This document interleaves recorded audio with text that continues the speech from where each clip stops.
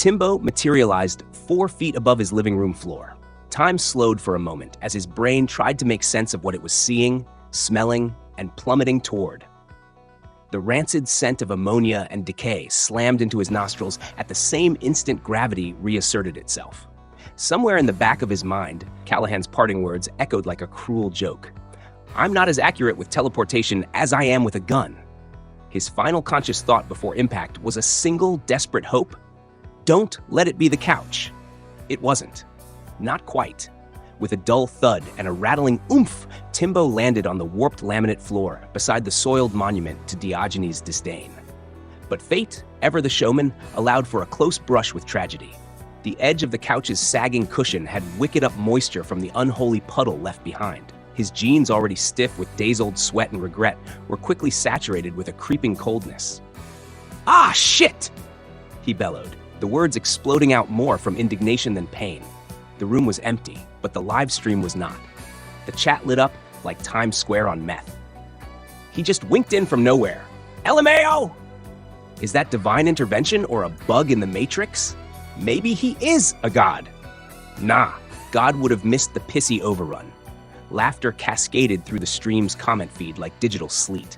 Someone clipped the moment in real time and titled it, "Timbo teleports into the splash zone." Another added a remix beat under his yell. Timbo sat there, stunned and moist. He didn't move at first, not out of injury, but out of that strange, crushing embarrassment only felt when alone with a screen full of people. There was no camera angle, no prepared statement, no book of potato verse that could make this moment righteous. He looked down at the stain blooming through his pants like a low-effort Rorschach test, then up at the ceiling. "You missed on purpose, didn't you, you smug cop bastard?" The room didn't answer, but the chat did. "You missed the couch, but the couch didn't miss you." The chat was still rolling when the line hit. "Umamimide, I was aiming for the pile of fecal matter. Looks like you got lucky, punk. Not too lucky." The floodgates opened. Laugh emojis poured in like a broken dam. Trolls rolled in from every corner of the stream. "This is way better than that Dickens shit. The only way this gets any better is if Cyraxx somehow shows up." Timbo's pupils dilated. His heartbeat quickened. Oh no, what if the next visitor is... And then he rounded the corner. The Goblin of Akron. It was so surreal, Timbo almost didn't process it. But there he was, stature compact, posture cocked like a half-loaded spring, limbs twitching with residual rage. Cyraxx, in the flesh, or something close to it. He stood at a shaky 5'3", 5'5", if you counted the defiance in his neck craning up. Timbo, towering over him at well over 6 feet, experienced a cocktail of disgust, superiority, and sudden, sharp fear. He was repulsed by the greasy goblin's presence, amused by the absurdity of it all, and enraged that this thing was here to teach him anything. His imagination, always cooperative when fantasy outranked reality, immediately conjured a scene where he clobbered Cyraxx with a single, righteous punch, maybe even knocked out a few of those crooked teeth. But even in that moment, the uncomfortable truth crept in like mildew. Whoever or whatever had orchestrated this weird ghost tour had chosen Cyraxx to show him something. His brain stammered. "I'm better than Cyraxx. I'm so much better. I'm like..." The words fell into his mouth like overripe fruit. "I'm better than anyone on Earth, especially Cyraxx." Cyraxx didn't flinch.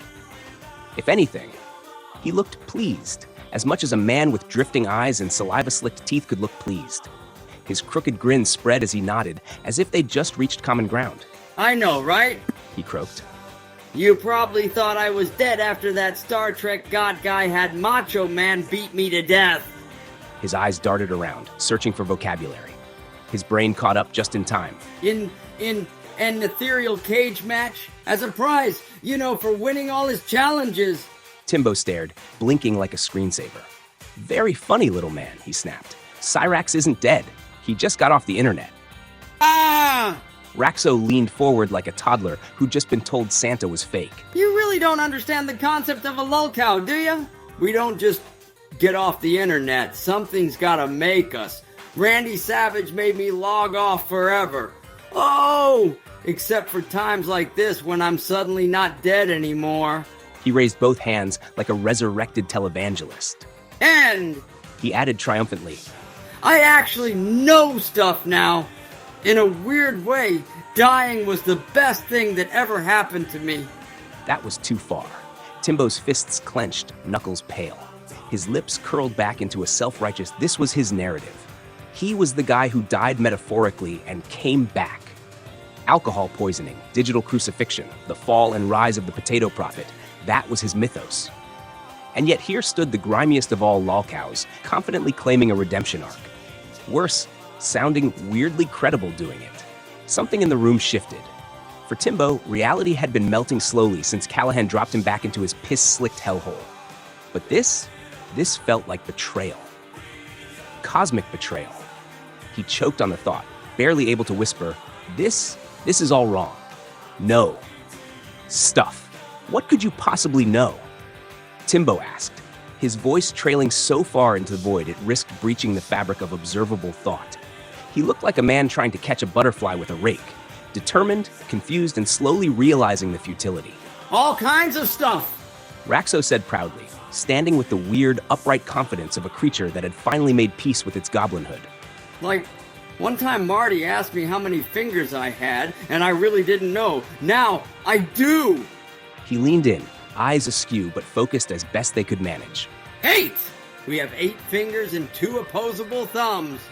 He said it like it was a profound revelation. And for once, in a strange way, he wasn't wrong. Not like the usual because Cyraxx says so declaration. This was different. There was conviction in his voice, not delusion, like someone explaining that fire burns or that gravity works. An alien had downloaded a TED Talk on basic anatomy into his brain. Bullshit! Timbo shot back, involuntarily pitching forward. We have 10 fingers and toes. Everyone knows that.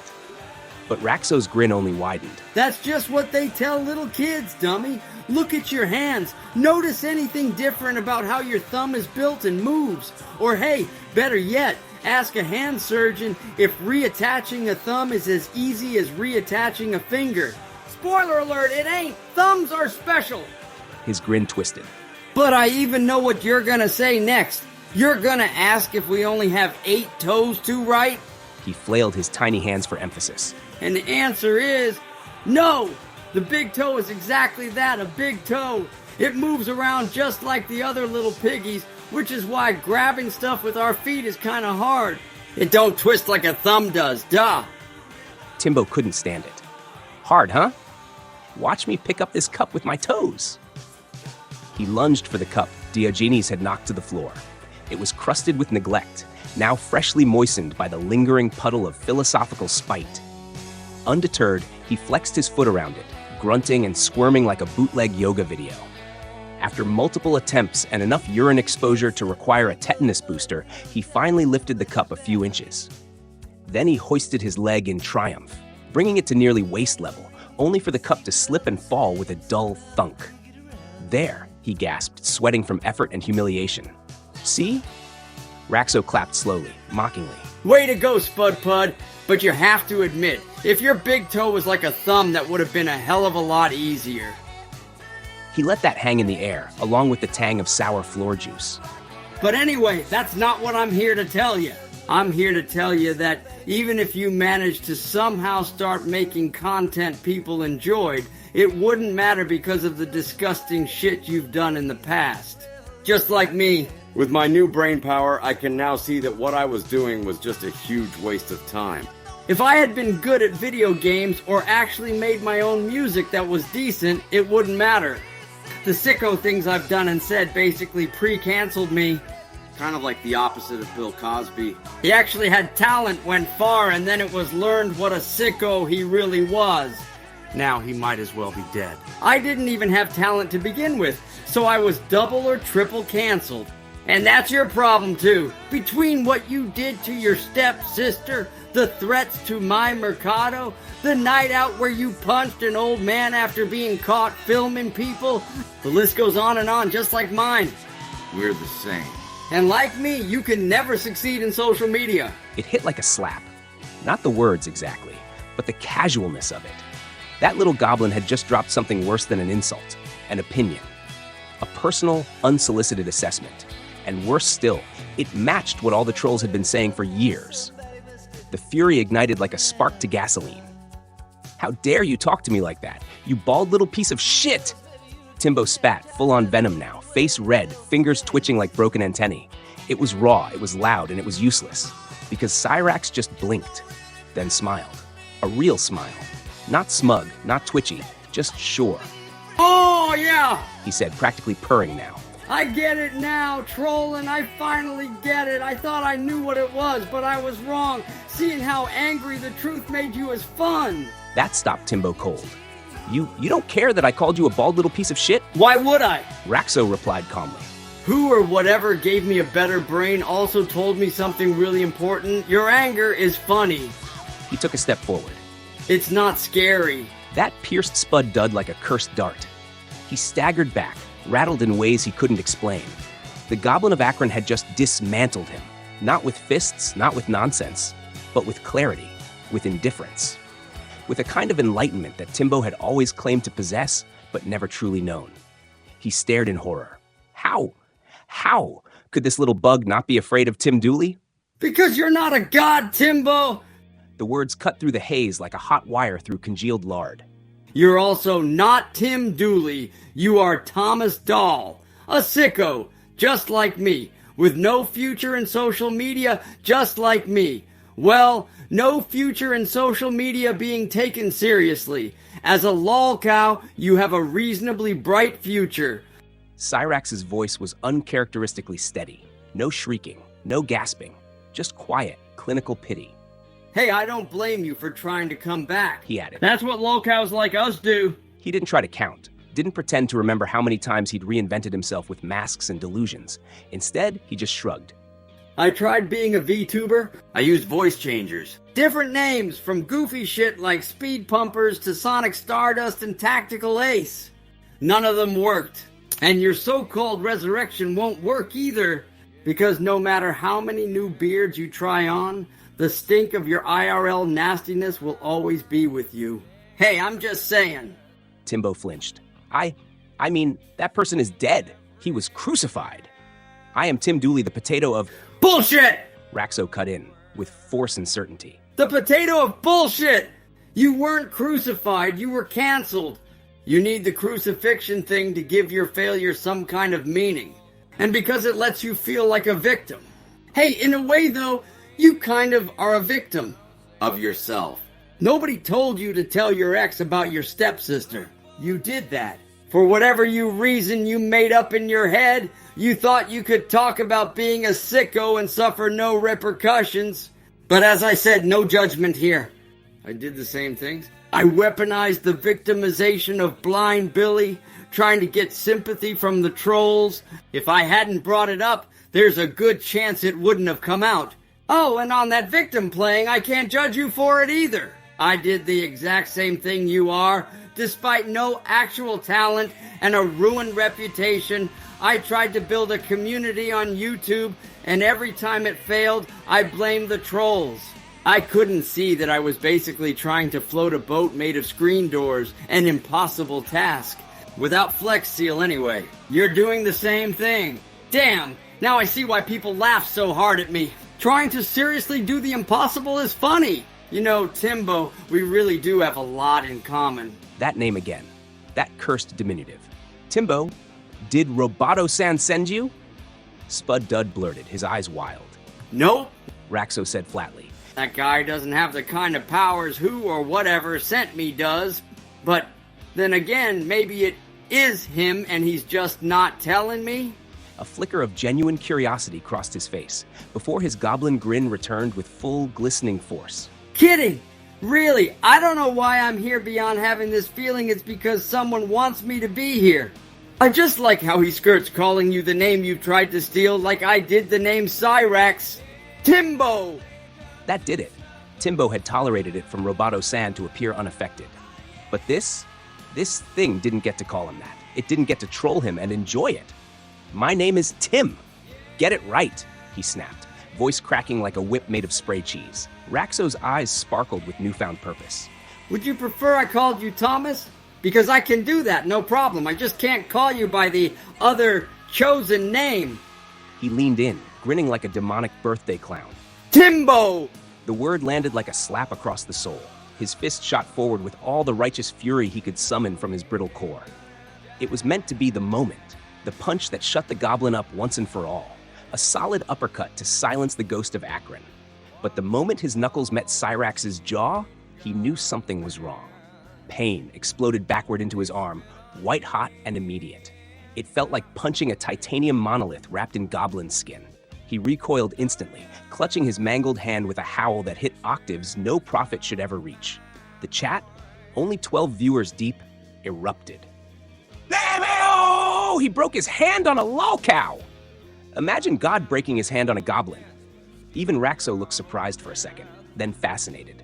He peered at the swelling, bruised hand with the curiosity of a child watching a watermelon implode. Oh wow, that didn't even hurt. Damn, you must have been pretty pissed. Eh, Timbo? He clicked his tongue mockingly. But look at your hand. Timbo, hunched in agony, hesitantly raised it. Yep, that's a good one. Whoa, you look worse than that guy in the casino movie who got his hand smashed with hammers. What was that movie called? Ah, well, not important. He let out a rattling laugh, half human, half gremlin, and the chat followed suit. Timbo's world narrowed to a single throb of pulsing pain. The fingers were wrong. The wrist might have been cracked. His forearm felt like a bundle of shattered celery sticks taped together with shame. But the worst pain wasn't physical. It was existential. This wasn't just a goblin beating him. It was himself, in another form, holding up a mirror and laughing. And the mirror couldn't be smashed. Can you fix this? Timbo whimpered, cradling his broken hand like a fragile relic. The pain was real now. Real in a way that fame, godhood, and potato scripture had never been. He was no longer certain who the deity in the room was, but it sure as hell wasn't him. It hurts so much, he moaned, tears welling at the corners of his eyes. Oh yeah, I bet it does. Top Raxo replied, not unkindly, but not enjoying it either. I don't know. It just hurts so bad, he squeaked, his voice cracking like a teenager in crisis. Okay, Cyraxx said in that familiar Acronian dialect, his patented not quite okay. I'll try to magic it. Then his eyes lit up. No, wait, I'll Karate Kid it away. Yeah. He spoke with the breezy authority of someone who had neither credentials nor intent. Timbo, desperate, extended his shattered paw. Rax smacked his hands together with exaggerated ceremony and began to rub them furiously.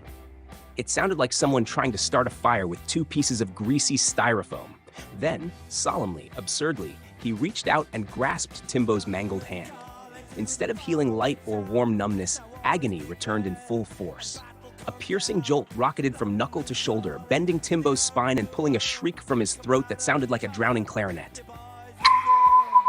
Oops, Raxo chirped cheerfully, then grinning. sorry, but not really. He burst out laughing, now head tilting back like a Saturday morning cartoon villain. The chat howled with him. Karate Kid meets misery. He rubbed his hands like an anime monk and still botched it. Timbo collapsed to the floor, whimpering, sweating, dignity running down his face in little salty rivers. Just kidding. Raxo said brightly, crouching next to the potato prophet's crumpled form. Here, eat this cherry tomato, He said, producing one seemingly from nowhere, glistening with suspicious freshness. It'll fix you right up. But you also have to say the magic phrase 3 times. He paused for theatrical effect. Okay, the phrase is, Music Biz Marty owned me. He held out the tomato like a priest offering communion. Without hesitation, no thought, no pause, Timbo shoved the small red symbol of his humiliation past the wiry overgrowth of his lip whiskers. The tomato popped audibly as it passed through his teeth, a tiny burst of juice marking the precise moment of his spiritual defeat. Marty Music Biz ownered me. Music Marty Biz owned me. Busy Mart Music owned me. He tried. He really did. But between his shattered dignity and the usual scrambled ram of his mind, the phrase simply would not come out right. Syntax and sense ran screaming into the void. The chat lost it. Ownered. Busy Mart Music is my new DJ name. He just invented 3 new Martys and submitted to all of them. Raxo's laugh, an unholy mix of goblin snort and hyena bark, sliced through Timbo's ears like a wet saw. It wasn't just mocking. It was acidic, like it came from someplace deeper than the lungs. It burned in the air. Then it hit him. Not the hand. No, that pain had dulled. This was something worse, a blinding wave of internal discomfort, straight to the center of his skull as he realized he had just kneeled to Music Biz Marty, And worse still, Cyraxx made him do it. The howling began before his brain could stop it. You little piece of shit! You're going to pay for that! You already owe me so much karma! Raxo, unbothered, inspected his nails. Whatever, Spud Dud, but you're forgetting the point here. How's your hand feel? How do you think it's doing? Timbo barked, his rage and dental topography conspiring against his speech. Oh, you think, huh? Echoed with glee. Well, I think it looks a lot better. What about you? Timbo froze. He flexed his fingers. He clenched his fist. Nothing. No pain. Full mobility. It was like it had never been broken. He blinked in stunned silence. Raxo saw his opening and took it, his tone shifting from gleeful to grave. You cannot get away with what you've done to your stepsister in social media. The words dropped like an anchor in the middle of the room. It will follow you the rest of your life, just like Blind Billy followed me. The way Kate's sicko trap followed me. There is no escape. There is no redemption. Timbo stared but said nothing. Your career is ruined. Raxo's grin faded into a thin, dry line. Then, with cruel casualness, added, But in a way that might actually be a good thing. Timbo erupted. Good news! How could that be good news? Raxo didn't flinch. His reply was calm, surgical. Because it means you don't need to bust your ass to improve your content. Even if you somehow developed a charming personality, started actually telling your own stories about something other than you, and learned how to sing properly, you're still going to be canceled. People won't tolerate a sicko with talent, so there's no need to spend thousands of hours improving. Timbo sat, not broken by violence, but by truth, and the goblin that delivered it. I make great content! Timbo sputtered, chest heaving, ego flailing. My stories are all amazing. They're all about you. Of course, you love them. They're your escape from reality. Other people, for the most part, aren't interested in stories someone asked AI to tell about someone else. Think about it. If those God's chosen ones' channels started posting the kind of shit you do, you'd drop them faster than rational thought. The delivery was so flat and matter-of-fact, it echoed like a final verdict in an empty courtroom. Then Cyraxx started to laugh, not his usual gremlin giggle, but something deeper, a kind of joy. Timbo was ready to explode, but something strange happened. He couldn't. Somewhere inside, the truth gnawed louder than his reflexes could shout it down. He couldn't think of a single story he'd ever told that didn't feature himself, either directly, spiritually, or as God. Every epic, every twist, every allegory, him. Well, he tried limply, that's what the people want. Even he didn't believe it. And I have karaoke, he added, latching on to something. Anything. I'm great at karaoke. Cyraxx's eyebrows raised in mock awe. Oh yeah, you're fabulous.